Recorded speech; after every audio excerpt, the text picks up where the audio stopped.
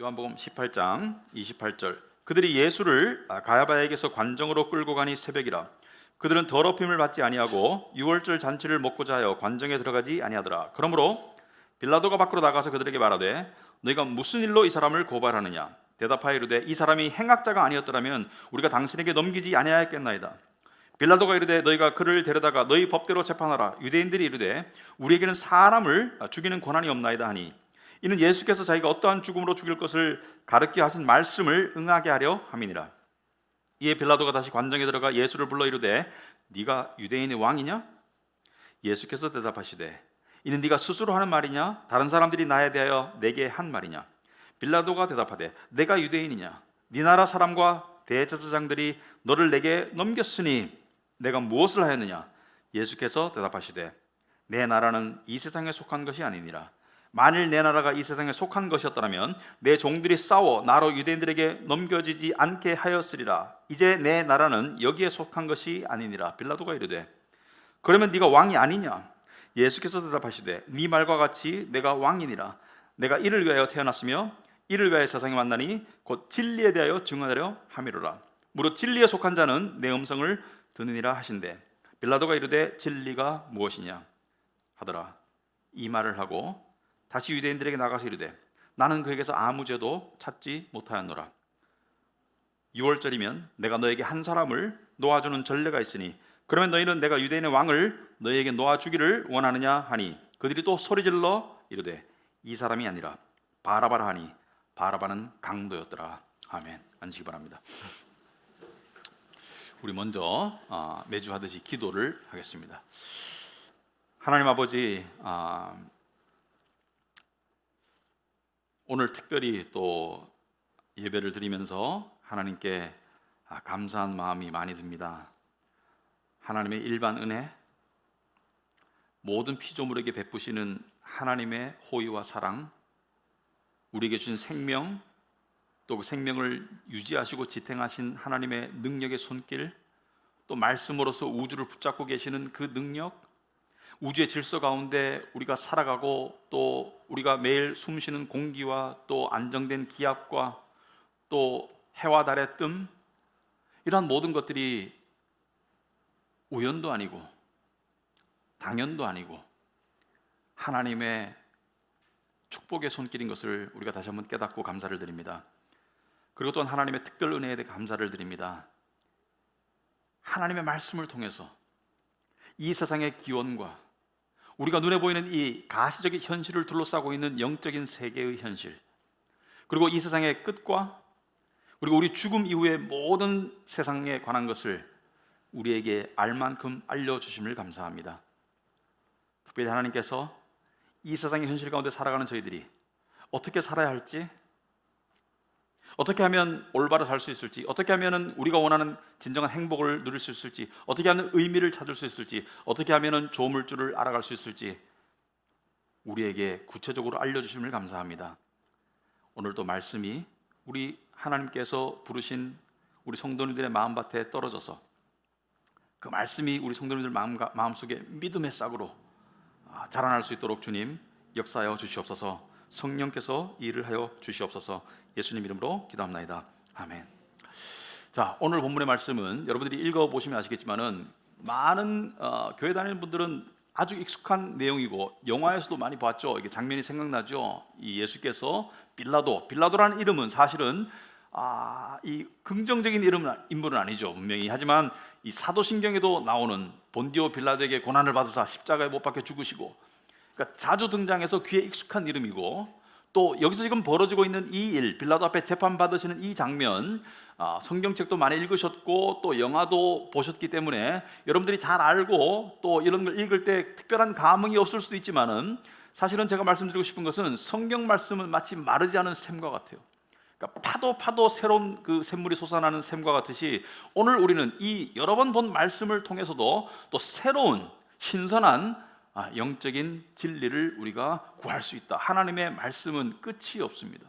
그래서 그러한 기대를 가지고 우리가 말씀을 볼 수 있기를 바라고, 먼저 큰 줄거리를 먼저 말씀을 드리면은 오늘 등장 인물들이 있죠, 그죠? 예수님을 중심으로 예수님을 붙잡았던 유대의 정치적 종교적 지도자들, 대제사장들, 바리새인들, 산헤드린 공회, 그 다음에 유대인들, 일반 대중들, 예수를 지금 끌고 오고 따라와서 마지막에 예수를 십자가에 못 박으라고 외쳤던 그들, 그리고 예수를 넘겨준, 예수를 향해서 십자가형을 언도한 빌라도, 이 모든 사람들이 있지만 이들이 각각 추구하는 이해관계가 조금씩 달라요.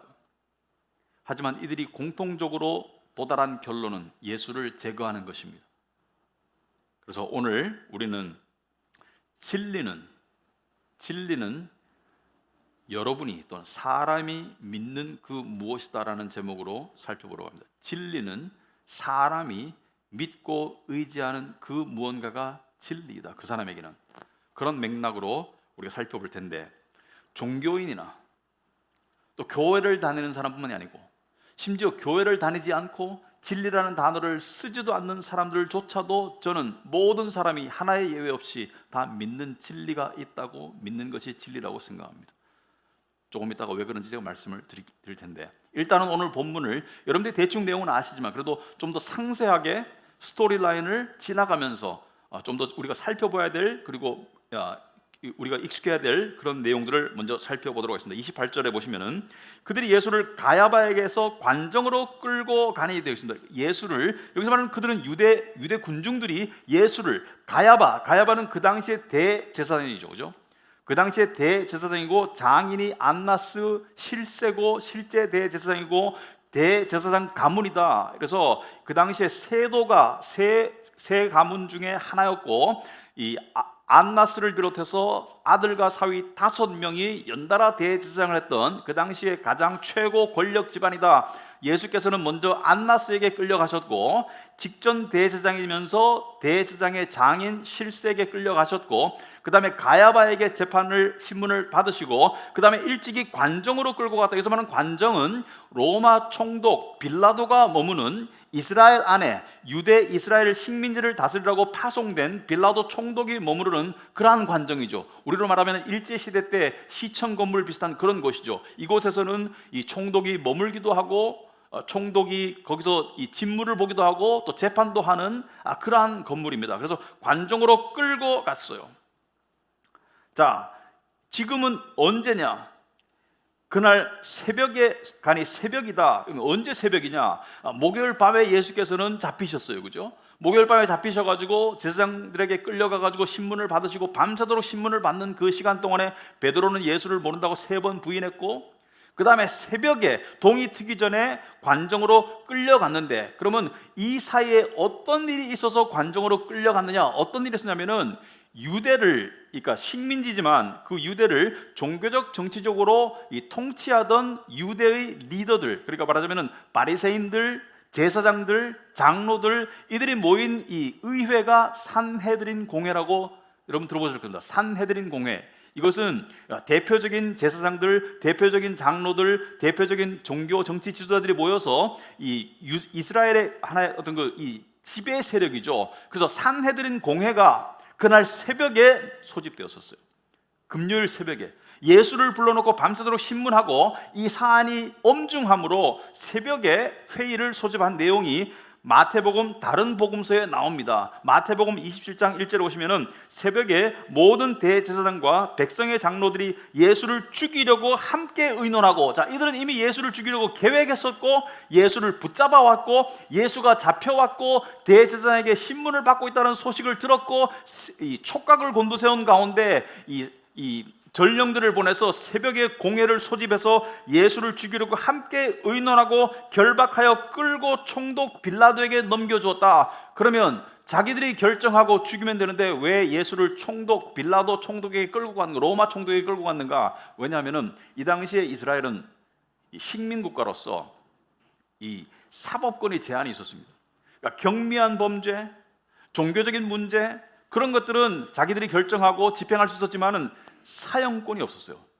특별히, 그러니까 사람을 사형시킬 수 있는 그런 권한이 없었습니다. 그래서 빌라도 총독, 로마 총독에게만 사형 집행권이 있었기 때문에 예수를 죽이기 위해서 관정으로 끌고 갔어요. 이해가 되시죠? 자, 그런데 빌라도는 당시에 로마 총독이었고 티베리우스 황제가 임명했고, 이 이스라엘에서 유대 땅을 AD 26년부터 36년까지 10년간 통치했는데, 그 기간 동안에 예수가 잡히고 예수가 십자가에 못 박혀 죽으시고 부활하시고 그 뒤에도 몇 년 더 총독을 하다가 물러난 인물입니다. 자, 28절 보면은 중간에 새벽에 끌고 가가지고 그들은 더럽힘을 받지 않고 유월절 잔치를 먹고자 하여 관정에 들어가지 아니하더라. 이 무슨 말이냐면은 관정에 들어가면 더러워진다. 그래서 더러워져서 유월절 잔치를 먹을 수가 없다. 그래서 관정에 안 들어갔다.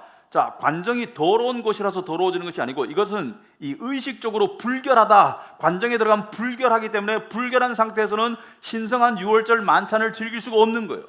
유월절 만찬을 즐기고 싶어서 관정에 안 들어가는 것이죠. 그런데 여러분이 구약에 보시면은 하나님은 정결과 불결에 관한 율법을 주셨어요.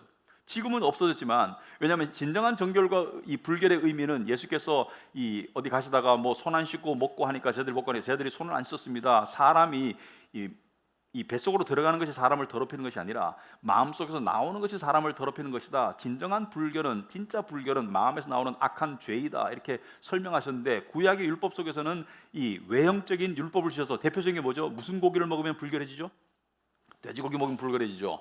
예를 들어서 구약의 율법 중에서 시체를 만진 자는 일정 기간 동안 불결하기 때문에 이 예루살렘 성 안이나 신성한 성 안이나 그 다음에 그 성전 안에 들어갈 수가 없습니다. 이러한 불결과 정결에 관한 율법들이 있었는데, 이 당시에 오면은 그 율법들을 확장해서 율법주의적인 바리새인들이 많은 율법을 만들었어요. 그래서 안식일에 뭐 이렇게 하면 불결해진다, 뭐 정결해진다, 불결해진다, 여러 가지 율법을 만들었는데, 이 당시에 이스라엘의 율법 중에서 이런 율법이 있었습니다. 이방인의 건물에 들어가면 일정 기간 동안 불결해져요. 이방인과 함께 식사를 하면 일정 기간 동안 불결해집니다. 그런데 조건이 있어. 그 건물 안에 들어갔을 때 위에 지붕이 없어서 하늘을 볼 수 있으면 정결하고, 지붕이 덮여 있으면 불결해요. 근데 관정은 지붕이 덮여 있었던 거예요. 그러니까 들어가지를 못하는 거예요. 왜? 지금 유월절이 진행되고 있는데 유월절에 참석해서 음식을 즐길 수가 없으니까, 그러니까 유월절 잔치를 먹고자 하여 관정에 안 들어갔다 했죠. 유월절 잔치는 이미 시작되었어요. 왜? 예수께서 마지막 만찬하신 것이 유월절 만찬이죠. 그래서 잡히시기 전날 밤에 만찬을 하셨다는 것은 유월절 잔치가 이미 진행되고 있었고, 그 축제 속에서 예수를 죽이려고 지금 찾아왔기 때문에 관정에 못 들어가는 것이죠. 불결해질까 봐. 자, 빌라도가 조금 난감하죠. 여러분 생각해보시면 빌라도가 이게 갑작스러운 일이 아니고, 이 유대 땅을 다스리던 총독이었기 때문에 이 유대의 사정에 대해서 어느 정도 파악을 하고 있었고, 예수에 대해서도 알고 있었고, 예수를 죽이려고 하는 유대 지도자들의 이 의도에 대해서 알고 있었고, 그래서 예수를 체포할 때 로마 병사들도 같이 갔던 거 다 보고 받았습니다. 그러므로 이러한 상황이 왔을 때 빌라도가 난감한 것이, 이것이 유대의 어떤 종교적인 분쟁이고 내부적인 문제이지 로마 제국과는 별 관계가 없는 문제이죠. 그런데 빌라도는 유대인들의 요구를 묵살하기도 좀 곤란해. 왜냐하면 군중이 떼거지같이 몰려왔으니까 이것을 묵살하기 곤란한데, 빌라도가 관정에서 밖으로 나아갑니다. 왜냐하면은 이들의 종교적인 어떤 이 민감성을 알기 때문에 자기가 직접 그 관정 밖으로 나아가서 대화를 하고, 예수는 관정 안으로 불러들이고 신문하고, 그래서 이 빌라도가 마치 이 전령처럼 안에 예수가 있고 밖에 유대인들인데 왔다 갔다, 안에 들어왔다가 밖에 나갔다, 안에 들어왔다 밖에 나갔다, 이거를 여러 번 반복하면서 18장 19장에 보면 빌라도가 중간에서 이렇게 중재자 역할을 많이 하죠. 총독임에도 불구하고. 그래서 이 유대인들이 예수를 끌고 와서 고발한 공식적인 죄명은 두 가지입니다. 첫째는 유대 왕이라고 그랬다. 이것은 식민 국가가 왕을 세운다는 것은 반란을 모욕하는 것과 마찬가지죠. 사실은 억측이지만은 스스로 왕이라고 그랬다. 예수님은 그런 뜻이 아닌데 유대 왕이라고 했다는 죄목을 뒤집어 씌워서 그 다음에 빌라도를 끌어들였고, 그리고 자기 내부적으로는 예수에 대한 죄목이 이것입니다. 신성모독이다. 왜냐하면 예수님께서 하신 말씀 중에 이 말씀을 하실 때마다 이들은 돌을 쳐서 예수를 죽이려고 했죠. 아버지와 나는 하나이다. 하나님은 나의 아버지다. 아버지와 나는 하나이다. 그랬을 때 돌을 쳐서 죽이려고 했던 것이, 유대인들은 이것을 신성모독으로 봤죠. 자, 그래서 난감하지만 어쩔 수 없이 빌라도는 예수를 안으로 데리고 가서 예수를 신문하기 시작하는데, 그 첫 번째 질문이 핵심이죠. 뭐라 하냐면은 33절 중간에 보시면은 예수를 불러 이르되 네가 유대인의 왕이냐? 네가 정말 유대인의 왕이냐? 그렇다면은 이게 죄가 성립이 되죠. 네가 유대인의 왕이냐? 유대인의 왕이라는 것은 로마에 대한 반역을 의미하니까 이 죄가 성립이 되는데, 여기에 대해서 예수께서 대답을 하시는데 읽어보시면은 빌라도가 이해할 수 없는 대답입니다. 그래서 36절에 보시면 예를 들어서 예수께서 대답하시되 내 나라는 이 세상에 속한 것이 아니니라. 만일 내 나라가 이 세상에 속한 것이었더라면 내 종들이 싸워 나로 유대인들에게 넘겨지지 않게 하였으리라. 이제 내 나라는 여기에 속한 것이 아니니라. 여기서 말하는 여기는 뭐죠? 이 세상. 그러니까 지금 예수님께서 하신 대답은 단순히 말하면은 내 나라는 이 눈에 보이는 가시적인 현실의 나라가 아니고, 내 나라는 이 세상이 아닌 다른 세상, 영적인 나라의 나는 왕은 맞다, 이렇게 말씀하시는 거예요. 왕은 맞다. 하지만 네가 생각하는 이 유대의 왕이 아니고 나는 하나님 나라의 왕이다. 여러분 그 다니엘서 보면 예언이 있습니다. 다니엘서 보면은 다니엘이 본 환상 중에 여러 가지 예언이 있는데 그 중에 하나가 나라에 관한 예언인데, 이 제국에 관한 예언이죠. 그리스 제국, 그 다음에 이 로마 제국, 그 전에 페르시아 제국, 그 다음에 올 마지막 나라는 영원히 멸망하지 않을 나라, 영원히 멸망하지 않을 마지막 나라가 바로 하나님의 나라다. 그래서 로마 제국 이후에 도래할 하나님의 나라, 예수님께서 이 땅에 오셨을 때 회개하라, 하나님 나라가 가까이 왔다라고 말씀하신 그 하나님 나라, 그 나라의 왕이 맞다라고 하시는 거예요. 그 37절에 빌라도가 들어서 이해가 안 되겠죠. 그래서 빌라도가 이르되 그러면 네가 왕이 아니냐? 너 왕이 헷갈려. 왕이 아니냐? 예수께서 대답하시되 네 말과 같이 내가 왕이 맞다. 여러분 이 말을 빌라도가 이해를 했을까요?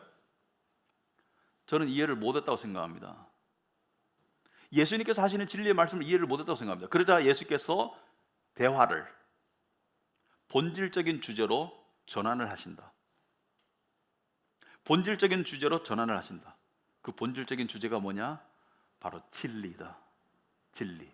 그래서 37절의 중간에 예수께서 말씀하시기를 내가 이를 위하여 태어났다. 여기서 말하는 태어났다는 것은 세상으로 보냄을 받았다는 것이죠. 예수님께서는 영원히 존재하십니까? 내가 이를 위하여 인간의 몸으로 태어났고 이를 위하여 세상에 왔나니 곧 진리에 대하여 증언하기 위해서 나는 이 땅에 왔다. 예수님께서는 당신이 이 땅에 오신 성육신하신 가장 궁극적이고 중요한 목적은 진리를 선포하기 위해서. 여러분 기독교 신앙의 핵심은 진리입니다. 진리를 교회를 10년 다녔는데 자기가 믿는 진리가 뭔지 모르면은 그 기독교인이라고 할 수가 없습니다. 제가 어제 저번에 한번 올려보니까 재미 들려가지고 16분짜리 유튜브를 하나 또 올렸어요. 올렸는데 읽어보시면 아실 거예요. 자신이 남에게 설명할 수 없는 진리는 자기가 믿는 진리가 아니에요. 그래서 앞으로 자주 올릴 테니까 여러분 자주 방해할 거예요. 왜냐하면 재밌더라고. 이 코로나 시대에 사람들이 자꾸 접할 기회가 적으니까 요즘에 그 기독교 출판사들이 거의 문 닫을 지경이랍니다. 하도 책을 안 봐서. 그래서 유튜브라도 계속 쏴야 되겠다. 그래서 제가 하고 있는데, 아무튼 간에 예수께서 나는 진리에 대해서 증언하러 왔고 진리가 선포될 때 사람들은 둘로 쫙 갈라진다는 것을 말씀하고 있습니다. 한 부류는 예수께서 무릇 진리에 속한 자는 내 음성을 듣느니라. 이 말씀은 진리에 속하지 않은 자는 내 말을 들을 수 없다는 것은 내 말을 이해하지 못할 것이다. 이것은 빌라도를 향한 말이기도 해요. 네가 지금 내 말을 이해하지 못하는 것은 진리에 속하지 않았기 때문이라는 것을 암시적으로 말씀하시는 거예요. 여러분 그 행간을 읽어보면 참 재미있는 대화죠. 참 재미있는 대화인데 여기 이 대화 중에 빌라도와 예수와의 대화 중에 가장 클라이막스는 다음 절입니다. 저는 이 부분을 읽을 때, 이 부분을 읽을 때마다 이 부분에 오면은 정말 흥미로워요. 왜냐하면은 빌라도가 이르되 38절에 진리가 무엇이냐? 아주 적합한 질문이죠, 그죠? 왜냐하면은 지금 자기 앞에 진리가 서 있어요. 예수님이 진리이기 때문에 진리를 향해서 진리가 뭐냐라고 묻는 것은 아주 적절하고 아주 칭찬받을 만한 질문인데, 여기서 놀라운 사실 하나는 예수께서 침묵으로 일관하신다. 답을 안 하세요. 어떻게 보면은 여러분에게 누군가가 복음이 뭐예요? 어떻게 하면 예수 믿을 수 있어요? 이런 질문인데 여러분이 답을 안 하면 그거는 여러분이 굉장히 그죠? 자기 책임을 유기하는 것 그런 것 같은데, 진리 되시는 예수님께 빌라도가 진리가 뭐냐고 물었는데 진리를 가장 잘 알려줄 수 있는 예수님께서 대답을 안 하세요. 왜 그랬었을까? 왜 예수님께서 대답을 안 하셨을까? 오늘 설교에서는 제가 답을 안 하고 설교 관련 질문에 나와 있습니다. 여러분들 한번 생각해 보시기 바랍니다. 생각할 기회를 드리겠습니다. 자, 그건 나중에 생각하시고 일단 진도 올라가죠. 자, 아무튼 간에 저는 답을 알 수도 있을 것 같은데 나중에 말씀드릴게요. 아무튼 간에 신문을 하고 대화를 해봐도 도저히 어떤 유대인들이 원하는 사형은커녕 잘못이 없는 것 같아. 그리고 빌라도가 예수랑 대화하면서 예수의 신성에 풍기는 그 어떤 그 권위를 느꼈겠죠, 그죠? 예수를 잡으러 갔던 그 군사들조차 내가 예수다라고 말하니까 땅에 엎드렸으니 빌라도도 예수랑 대화하면서 비범한 인물이라는 것을 느꼈을 거예요. 그리고 죽일 만한 명분이 없어요. 근데 그 와중에 빌라도의 아내가 예수에게 사람을 보내서 이 특별한 메시지를 전달합니다. 그 내용이 다른 복음서에 나와 있어요. 그러니까 이 같은 스토리지만 여러 군데 보시면 재미가 있는데 뭐냐면은 빌라도의 아내가 꿈에 이 예수가 의인이라는 것을 계시를 받았고 이 예수에게 손대는 것은 엄청난 범죄라는 것을 계시를 받아가지고 두려워서 빌라도에게 사람을 보내서 손대지 마라. 그 내용이 마태복음 27장에 나와 있습니다. 19절에 재밌죠? 이게 이 같은 스토리를 여러 군데 보시면은 그 빠진 부분들을 끼워 넣으면 상당히 그 이해가 됩니다. 빌라도 총독이 재판석에 앉았을 때 그의 아내가 사람을 보내어 이르되 저 옳은 사람, 저 의인에게, 저 의로운 사람에게 아무 상관도 하지 마옵소서. 무슨 말이냐면 아무 짓도 하지 마라. 그 사람 해치지 마라. 오늘 꿈에 내가 그 사람으로 인하여 애를 많이 태웠나이다. 꿈에 많이 괴로웠다는 것을 이야기합니다. 지금 남편이 할지 모르는 그 일이 엄청난 범죄라는 것을 꿈에 계시를 받았는 거예요. 그래서 아내된 입장에서 하면 안 돼. 여보, 그 사람에게 어떤 짓도 하면 안 돼 라고 말했음에도 불구하고, 그리고 빌라도는 예수랑 이야기하는 가운데 예수가 죄인이 아니라는 것을 알았음에도 불구하고, 심지어 예수의 비범함을 느꼈음에도 불구하고 왜 빌라도는 예수를 십자가에 못 박는 언도를 내렸을까? 왜 그랬을까? 그 답은 사실은 19장 다음 장에 나오는데 미리 당겨보자면은 19장 12절에 답이 나와 있죠. 이러함으로 빌라도가 예수를 놓으려고 힘썼어요. 예수를 놓아주려고 힘을 썼습니다. 어떻게 힘을 썼냐면은 방법을 생각해냈어요. 6월절에는 특별 사면을 한 명씩 해줬습니다. 유대인들을 위해서 6월절을 즐기라고. 그러니까 특별 사면이라는 것은 사형 언도 받을 사람들 중에 한 명을 사면해 줄 수 있는 그러한 풍습이 있었습니다. 주로 정치범들이겠죠, 그죠? 그래서 유대인들에게 빌라도가 물었죠. 6월절에 내가 너에게 한 사람을 놓아주는 전례가 있는데, 특별 사면하는 전례가 있는데 이 유대인의 왕인 예수를 놓아줄까? 그러니까 그들이 뭐라 했습니까? 아니, 예수 말고 바라바를 놔줘라. 바라바는 함께 사형 집행 받으려고 대기 중인 상태인 사람인데 그는 강도였더라. 오늘 보면 그는 강도였더라 40절에 나오죠. 그렇지만 이 사람은 강도 이상이죠. 이 사람은 다른 복음서 마가복음에 보면 이 사람은 밀란을 일으켰어요. 반역을 일으켰고 이 사람은 살인을 했습니다. 그래서 강도요, 밀란의 주도범이요, 그 다음에 살인을 저지른 살인자였어요. 그러니까 바라바를 놔주고 예수를 죽여라 이렇게 얘기했는데 빌라도는 죽이고 싶지 않아서 잔꾀를 냈는데 그것도 통하지 않았어요. 아내가 사람을 보면서 간청했고 자기도 예수를 죽이고 싶지 않아서 요한복음 19장 12절 보면은 이러므로 빌라도가 예수를 놓으려고 힘썼으나, 놓아주려고 살려주려고 힘썼으나, 근데 왜 죽였어? 총독인데, 아니 식민지 사람들을 다스리는 총독인데, 자기가 최고 권력자인데 자기 마음대로 할 수 있는데 왜 예수를 죽였냐면은 유대인들이 빌라도를 협박했거든요. 유대인들이 소리질러 이르되 이 사람을 놓으면 가이사의 충신이 아니니이다. 무릇 자기를 왕이라 하는 자는 가이사를 반역하는 것이니이다. 가이사는 로마 황제 시저죠. 자, 무슨 말이냐면은 지금 이 사람이 유대인의 왕이라고 했기 때문에 이 사람은 로마 황제를 향한 반란의 주모자이고, 이 반란의 주모자를 놓아준다는 것은 당신 스스로가 충신이 안 되는 거야. 여러분, 이 과거의 왕의 신하들이 충성심을 잃으면 어떻게 되죠? 그 자리를 빼앗기고 심지어 사형당하죠.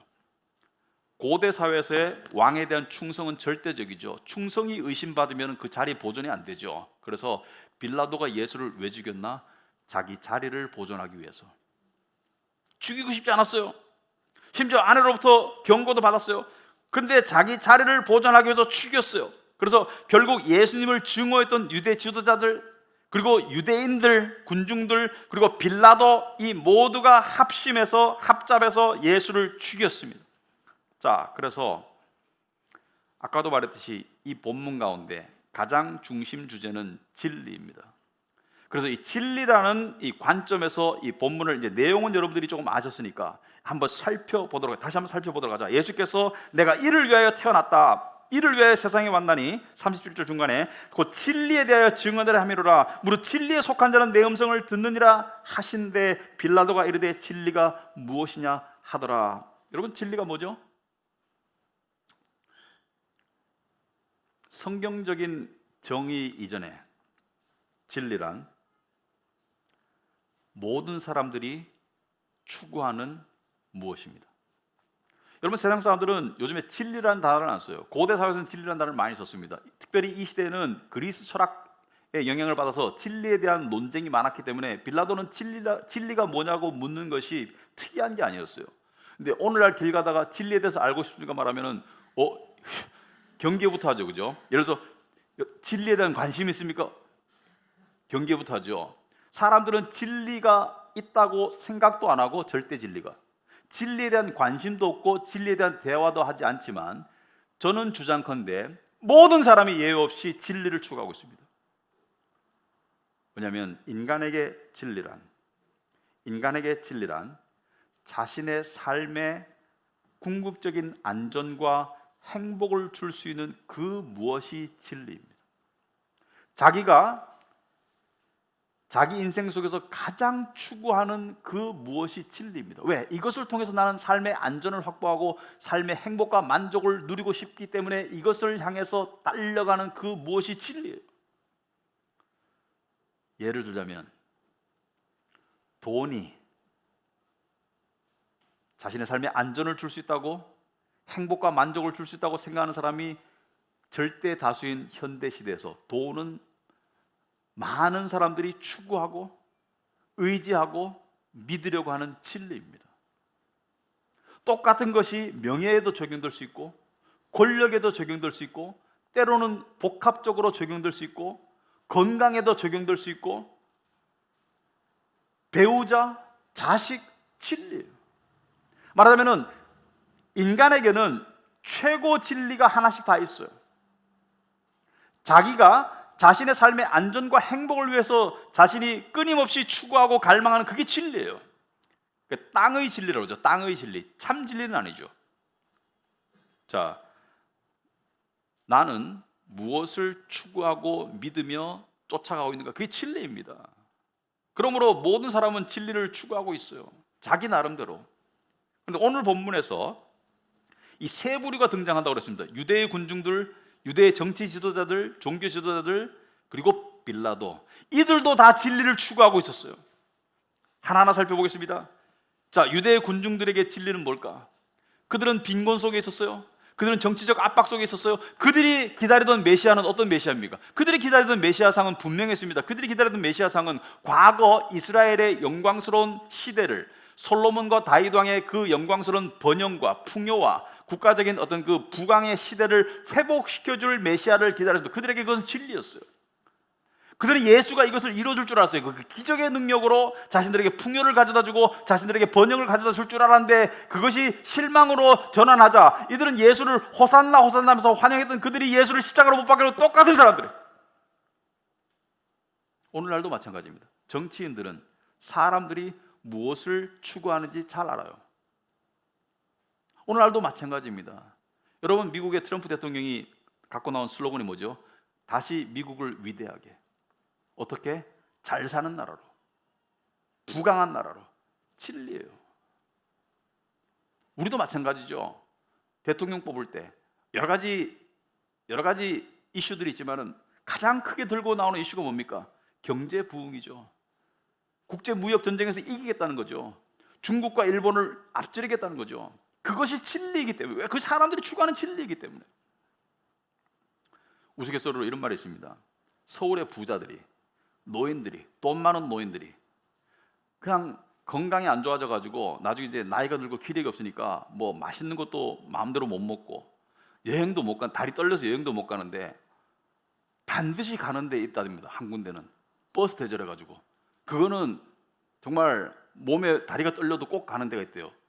지방에 부동산 투자하러 꼭 간대요. 돈 버는 일은 꼭 간답니다. 왜? 그것을 진리로 믿고 살아왔기 때문에. 평생을. 죽을 날이 얼마 안 남았는데도 돈 버는 일은 눈이 번쩍번쩍 떠진대. 진리니까. 그리고 두 번째 부류, 유대의 종교 지도자들, 바리새인들, 이들은 왜 예수를 죽이려고 했을까? 이들이 예수를 시기하고 질투한 지는 오래됐지만은 결정적인 계기는 예수가 죽은 나사로를 살렸을 때 많은 이스라엘의 군중들이 얼마 안 떨어진 베다니에서 일어난 일이기 때문에 거기 가가지고 예수가 죽은 사람을 살리는 것까지 보고 난 다음에, 그 전에 뭐 소경이 눈 뜨고 여러 가지 기억을 듣고 보고 했는데, 예수가 죽은 사람을 살리고 보고 난 다음에 세상이 다 예수를 따라가기 시작하니까 이들이 그때부터 예수를 죽이려고 모함을, 계획을 세우기 시작했죠. 근데 왜 그랬어요? 왜냐하면 자기들의 기득권이 빼앗길까 봐. 이들에게 진리는 자기들이 가지고 있는 지위, 명성, 권력, 그리고 그것들이 가져다주는 풍요였습니다. 부. 요한복음 11장에 보시면은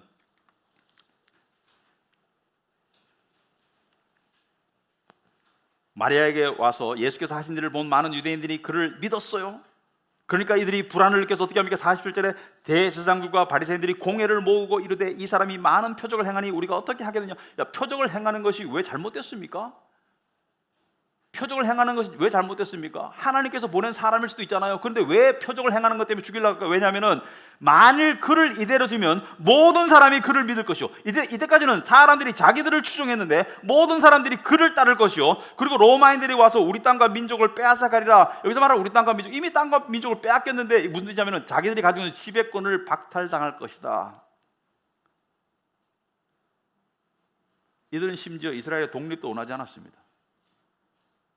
이들은 친일파처럼 자기들이 누리고 있는 기득권만 누릴 수 있으면, 그 진리만 확보할 수 있으면 이들은 만사오케이였어요. 거기에 예수라는 인물이 방해가 됐기 때문에 예수를 죽이고 싶었어요.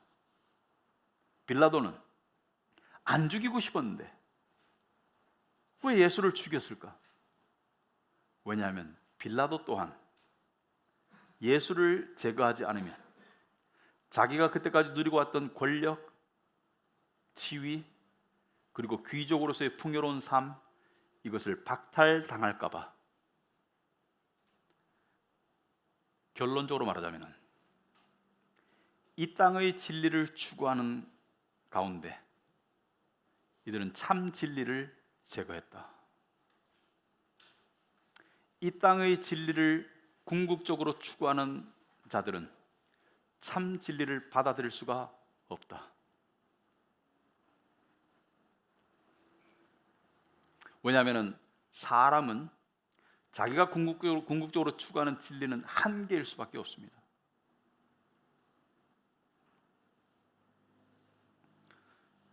여러분, 안타깝게도 우리 그리스도인들에게도 이 싸움은 있습니다.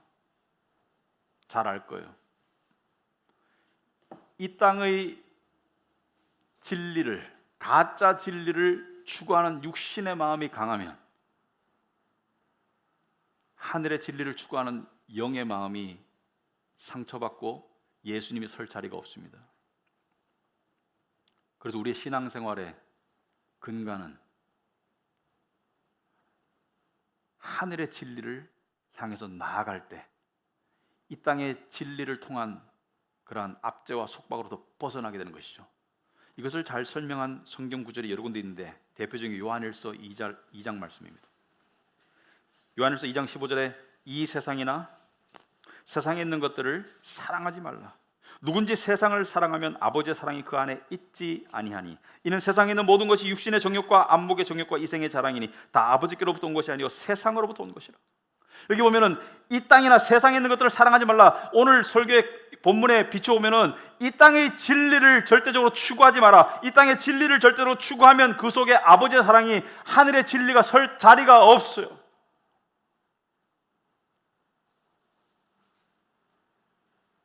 이 세상에는 결국 두 종류의 진리가 존재합니다. 이 땅의 가짜 진리, 하늘의 진짜 진리. 근데 둘은 서로 배타적이에요. 이 땅의 진리가 자리 잡고 있는 곳에 하늘의 진리가 들어갈 수 없고, 하늘의 진리가 들어간 곳에 땅의 진리가 힘쓸 수 없습니다. 서로 배타적이에요. 그런데 우리가 땅의 진리를 더 추구할 때, 땅의 진리는 우리를, 사람들을 사망으로 이끌게 합니다. 잘못된 결정으로 이끌게 하고 멸망으로 이끌게 합니다. 예수를 죽인 사람들을 다 멸망해요. 여러분, 이 땅의 진리를 더 추구할 때 우리 안에는 사망이 싹틉니다.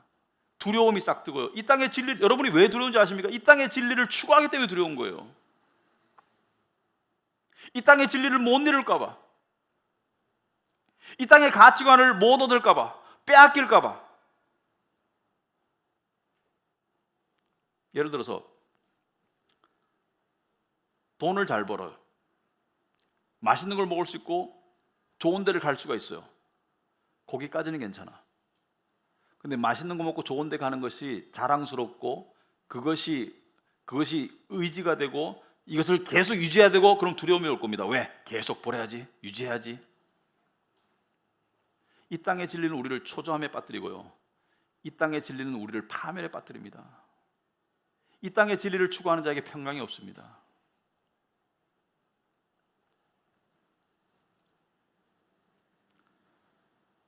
그리고 죽음의 순간을 한번 생각해 보세요. 죽음의 순간에 이 땅의 사람들이 추구하던 그 어떤 진리도 동반자가 될 수 없습니다. 아무리 돈이 많아도, 죽음의 시간에 통장에 잔고가 아무리 많아도 죽음의 순간에는 다 떠나요. 하지만 참 진리 되시는 예수님은 절대 떠나지 않습니다.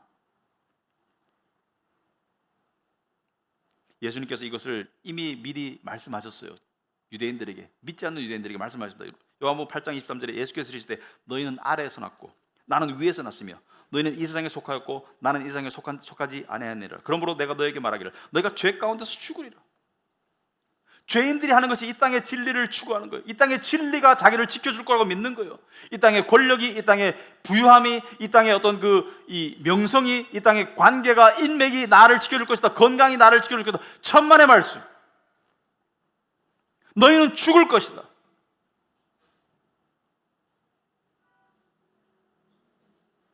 너희가 만일 내가 그인 줄 믿지 아니하면 너희 죄 가운데서 죽을 것이다.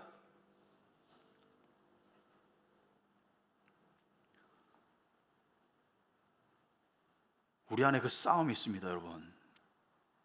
세상 사람들처럼 이 땅의 진리 중에 하나를 더 의지하고 더 붙잡고 더 추구하려는 그 육신의 죄성과 하늘의 진리를 알았기 때문에 그것을 향해 나아가려는 그 영적인 갈망 사이에 그 싸움이 있죠. 우리가 세상의 것을 더 갈망하고 더 추구하느냐, 세상에서의 인정, 돈, 권력, 직장에서 성공, 관계, 이것을 더 갈망하느냐, 아니면은 말씀이나 예배나 하나님을 더 갈망하느냐, 신앙의 공동체 안에서 자람을 더 갈망하느냐, 이 싸움이 있죠. 그 결과는 자명합니다. 제가 상담을 하잖아요, 목사니까. 물론 우리 교회만이 아니고 교회 밖의 사람들도 만날 때가 있죠. 해보면은 수만 가지 이야기가 있더라도 결론은 한 개입니다. 결론은 이거 하나예요. 지금 당신이 세상의 가치를 예수 그리스도의 진리보다 더 추구하기 때문에, 더 갈망하기 때문에 당신 안에 문제가 있는 거예요. 두려움이 있는 거예요. 초조함이 있는 거예요. 좌절감이 있는 거예요. 우울감이 있는 거예요. 그럼 답은 하나예요.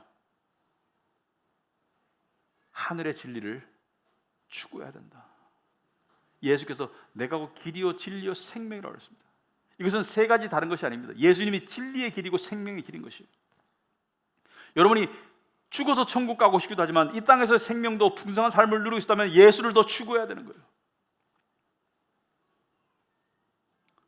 제가 어제 비디오도 유튜브에도 이런 말씀을 했거든요. 지금 코로나 때문에 힘들지만 혼자 보내는 시간이 많죠. 혼자 보내는 시간에 그것을 어떻게 사용하냐에 따라 가지고 이 시간을 겪고 나서 믿음이 더욱더 단단해지는 사람이 나올 수 있어요. 신앙의 진리를 습득해야 됩니다. 여러분, 신앙은요 감성이 아닙니다. 눈물만 흐르는 게 신앙이 아니에요. 감성만 가지고 자꾸 신앙 그런 생활을 하시는 분들인데 뭐 어떤 특별한 체험이나, 신앙은 진리예요. 진리에 뼈대가 있어야지 신앙에 뼈대가 있는 것이지. 그래서 이 말씀이 중요한 거예요. 하늘의 진리를 습득하면 어떤 결과가 나오느냐? 세상을 이깁니다. 두려움을 이겨요. 절망을 이깁니다. 나이가 들어서 육신은 쇠퇴하지만 마음은 새로워질 수 있습니다. 이 얼마나 큰 복인지 몰라요. 저는 예수 믿는 게 참 좋아요. 왜냐하면 더 열심히 해야 되겠지만 세월이 갈수록 느껴지는 자유의 정도가 달라요. 여러분, 세상의 진리는 여러분들 이용하고 속이고 팽개칠 겁니다. 곤불 10년, 권력 10년 가지 않고 건강 아무리 유지하려고 해도 한계가 있죠. 나중에는 돈도 아무 의미가 없습니다. 하지만 우리가 믿는 진리는 개념이 아닙니다. 우리가 믿는 진리는 우리를 사랑하셔서 이 땅에 오셔서 우리를 위해 죽으신 그분이 우리가 믿는 진리입니다. 그래서 우리는 그분을 예배하는 것에 목숨을 겁니다. 그분을 아는 것에 목숨을 겁니다. 그리고 이게 너무나 복된 거죠. 빌라도가 나쁜 놈이라서, 유대인들이 멍청해서, 유대 종교 지도자들이 악랄해서 예수를 못 믿은 게 아니에요. 진리가 눈을 뜨게 해줘야 믿을 수 있는 건데, 여러분들이 진리를 깨달았다는 것은 진리가 먼저 여러분을 선택하고 붙잡은 거예요. 아멘. 그분께 감사하며 그분께 신령과 진정으로 예배하는 이 시간, 너무 복된 시간입니다. 그런 우리 교회 될 때 저는 더 이상 바람이 없습니다. 우리 죽는 날까지, 하나님 부르신 날까지 그런 진리를 사수하는 교회가 되길 바랍니다. 네, 기도하겠습니다.